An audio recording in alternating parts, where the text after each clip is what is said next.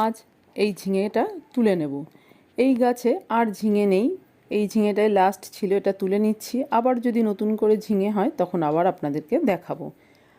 এই ঢ্যাঁড়সটাও আজকে তুলে নিতে হবে। ঢ্যাঁড়সটা বেশ বড় হয়ে গেছে, এর থেকে বেশি বড় করলে আর খেতে ভালো লাগবে না। এই ছোট গাছ থেকে কিন্তু আমি বেশ অনেক ঢ্যাঁড়স তুলছি, প্রায় দিনই আমি একটা দুটো করে ঢ্যাঁড়স তুলে নিচ্ছি। দেখুন আদা গাছটা যে দেখিয়েছিলাম 3-4টে পাতা হয়ে গেছে, অনেকটাই বড় হয়ে গেছে। আরেকটা আদার থেকে কিন্তু কোনো রকম গাছ এখনও বের হয়নি।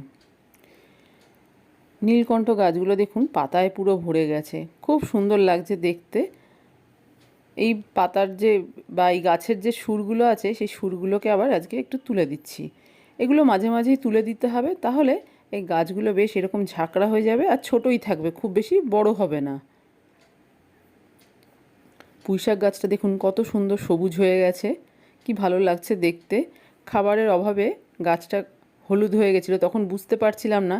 দেখুন চারিদিকের ডালপালা থেকে সব সবুজ পাতা নতুন করে বেরিয়েছে, দেখতেও কিন্তু ভীষণ ভালো লাগছে গাছটা।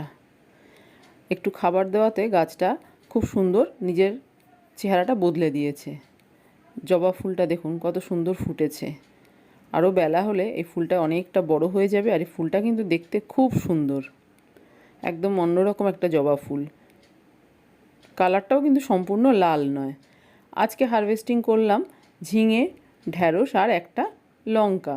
এই ছোট্ট ঢ্যাঁড়সটাও তুলে নিলাম, এটাও অনেক দিন হয়েছে।